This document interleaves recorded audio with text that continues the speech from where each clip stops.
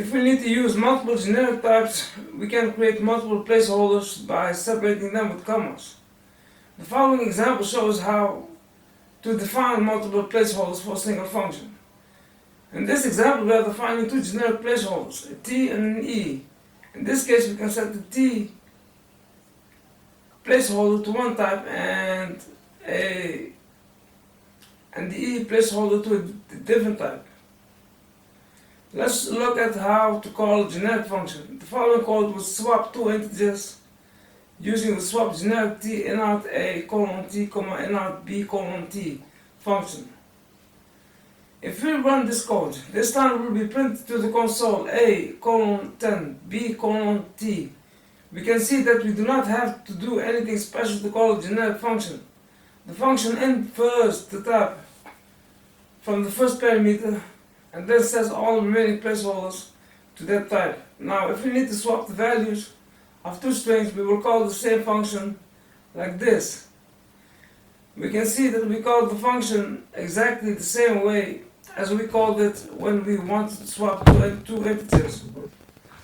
One thing that we cannot do is pass two types into the swap generic function, because we defined only one generic placeholder.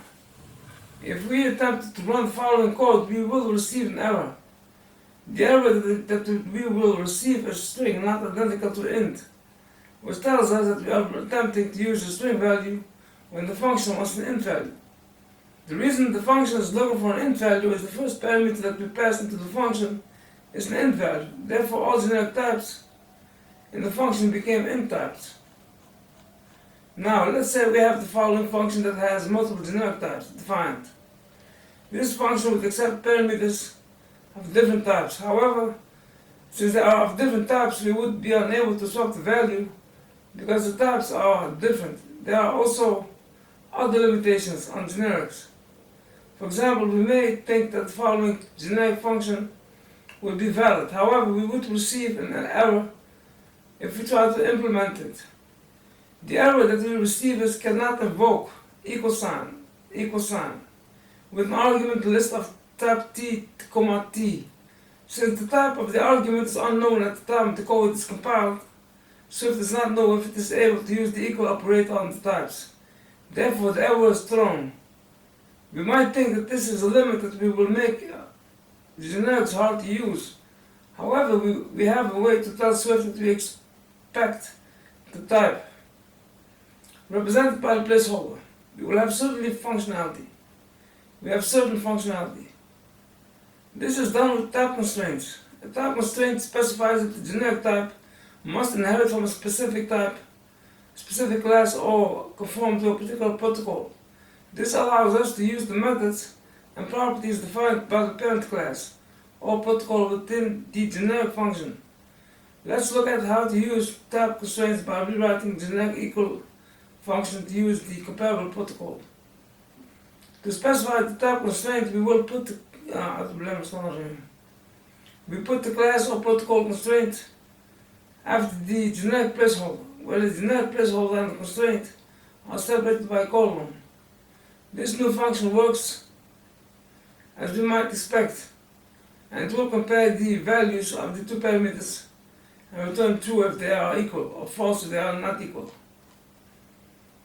We can declare multiple constraints, just like we declare multiple generic types. The following example shows how to declare two generic types with different constraints. In this function, the type defined by the t placeholder must inherit from the myClass class, and the type defined by the e placeholder must implement the myProtocol protocol. Now that we have looked at generic functions, let's look at generic types. We have already had a general introduction to how generic types work when we looked at Swift arrays and dictionaries. A generic type is a class, structure, or enum that can work with any type, just like how the Swift arrays and dictionaries work. As we recall, Swift arrays and dictionaries are written so that they can contain any type. The catch is we cannot mix and match different types within an array or dictionary. When we create an instance of our generic types, we define the type that the instance will work with. After we define that type, we cannot change the type for that instance. To demonstrate how to create the generic type, we will create a simple list class. This class will use a Swift array as the backend storage for the list and will let us add items to the list or retrieve values from the list. Let's begin by seeing how to define our generic list type. The preceding code defines the generic list type. We can see that we use the t tag to define a generic placeholder, just like we did when we defined the generic function. The t placeholder can then be used anywhere within the type instead of a concrete type definition. To create an instance of this type, we would need to define the type of items that our list will hold. The following examples show how to create instances of the generic list type for various types. The preceding example creates 3 instances of the list class. The string list instance can be used with string types. The int list instance can be used with the int types. And the custom list instance can be used with the instance of the myObject type. We are not limited to using generics only with classes. We can also define structures and enums and generics as generics. The following examples show how to define a generic structure and a generic enum. The next step in our list class is to add the backend storage array. The items stored in this array need to be of the same type as we define when we initiate the class. Therefore, we will use the t placeholder when we define the type for the array. The following code shows the list class with an array named items. The items array will be defined using the t placeholder, so it will hold the same types as we defined for the class.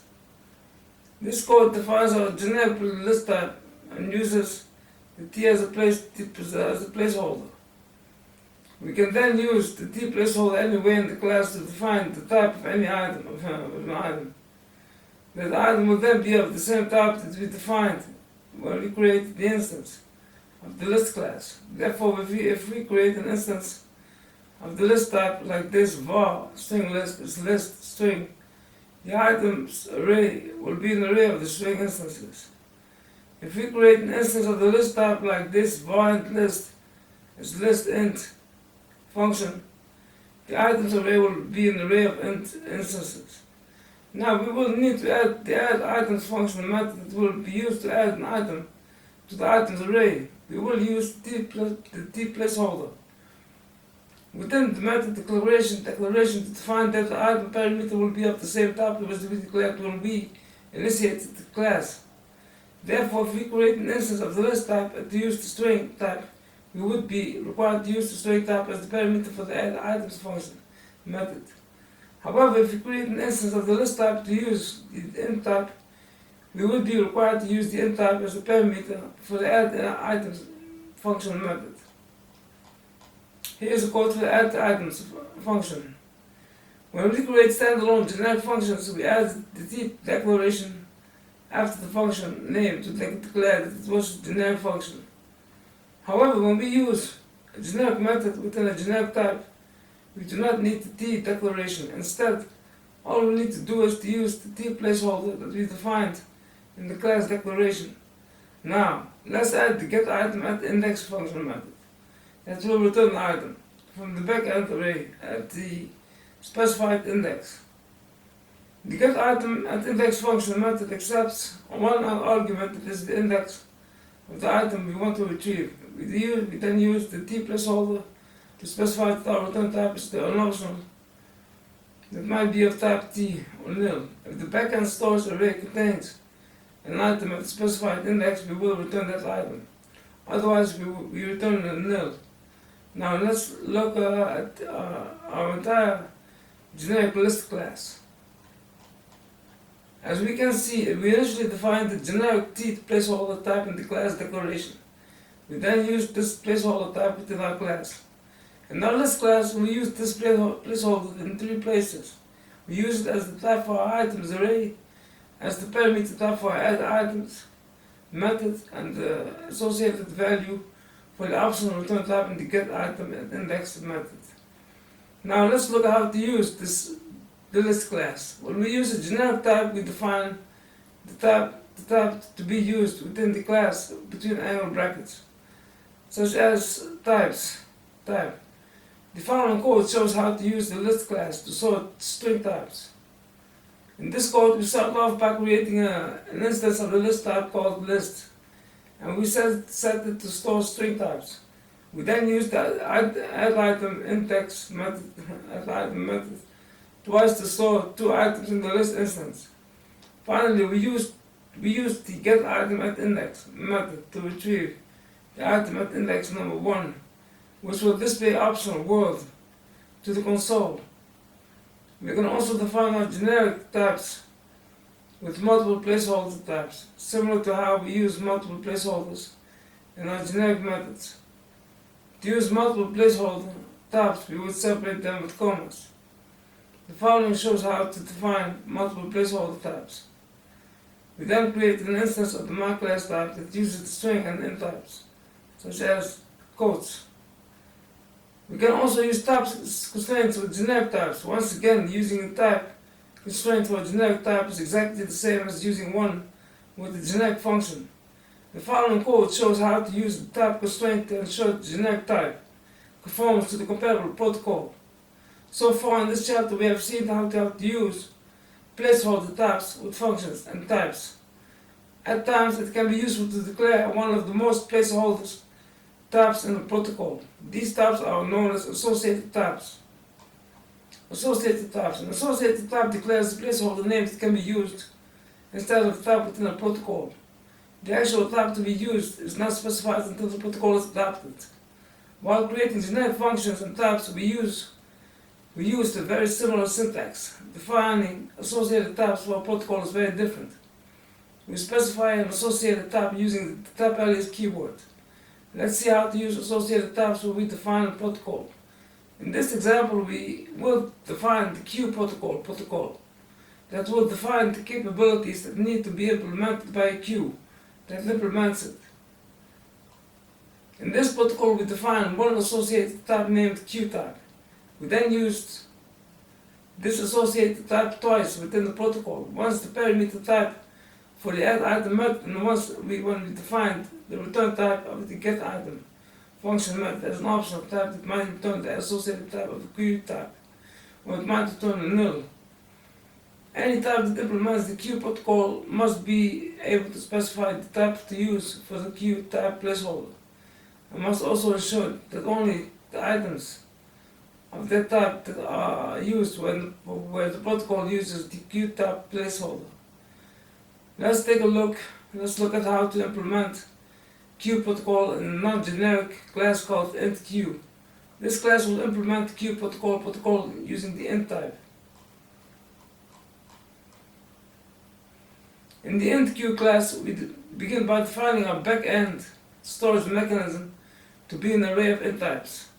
We then implement each of the methods defined in the queue protocol replacing the queue type placeholder defined in the protocol with the int type. In the addItem method, the parameter is defined to be an int type. And in the getItem function method, the return type is defined to be an optional that might return an int type or might return null.